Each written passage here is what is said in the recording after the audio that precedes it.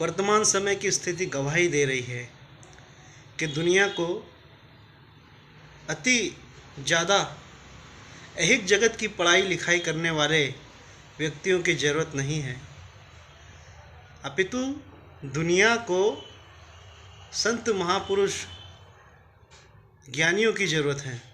दुनिया को संतों की ज़रूरत है। आधुनिक ज़माने की पढ़ाई लिखाई ने क्या दिया? परमाणु, न्यूक्लियर, एटम बम जैसे घातक हथियार,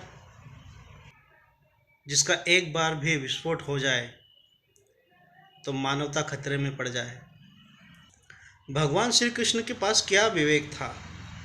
महाभारत के अंदर बड़े से बड़े योद्धा थे, बड़ी से बड़ी शक्तियाँ थी उनके अंदर, लेकिन भगवान श्री कृष्ण ने सबका विनाश करवा दिया।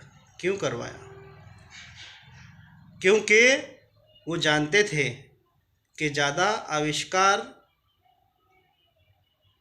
ज़्यादा बड़ी सी बड़ी शक्ति आने वाले समय में मानवता को खतरा दे सकती है, मानवता का विकास रोक सकती है, मानवता को नष्ट कर सकती है।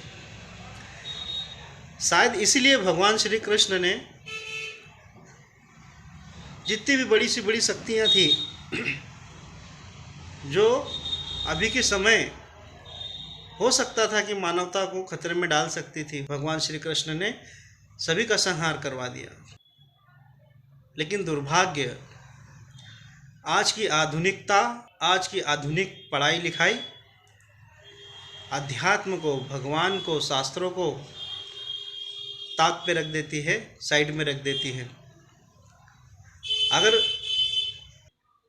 अगर हम शास्त्रों से अगर कुछ सीख लें, हमारे संतों और महापुरुषों से सीख लें, तो भविष्य में किसी भी परेशानी का सामना करे ऐसी कोई संभावना नहीं बनती।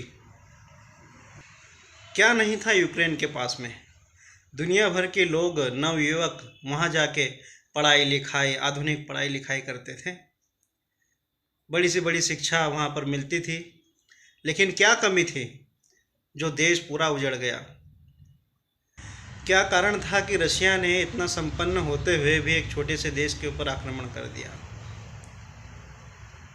मैं बताऊं, धर्म से रहित अंधी सोच। मित्रों, ये मानना पड़ेगा कि व्यक्ति की सोच अपने संस्कारों से बनती है, अपने अध्ययन से बनती है। रशिया हुआ, यूक्रेन हुआ, दुनिया के कोई भी देश हुए, कोई भी व्यक्ति हुआ, सबकी सोच अपने अध्ययन, अपने संस्कारों से बनती है। जहाँ पर धर्म होता है वहाँ पर व्यक्ति को व्यक्ति की नहीं, मानवता की ही नहीं, अपितु जीव मात्र के कल्याण के विषय में सोचने की आवश्यकता होती है। जैसे भारत के संस्कार कहते हैं वसुधैव कुटुंबकम, सारा मानव समाज एक परिवार की तरह है। सर्वे भवन्तु सुखिनः जैसे वाक्यों को कहते ही नहीं है अपितु जीवन में भी उतारते हैं। एकमात्र सनातन धर्म की खासियत यही है कि वह सिर्फ मानवता का विकास नहीं अपितु जीव मात्र का विकास चाहता है। और पूरे सनातन धर्म का सार समझकर हमें कौन देता है? हमें हमारे संत देते हैं, हमारे शास्त्र देते हैं। इसीलिए हमारे शास्त्र और संतों का बड़ा महत्व है। लेकिन आज हमारे दुर्भाग्य की बात है कि हमारे देश में हमारे शास्त्रों और संतों का सम्मान नहीं होता।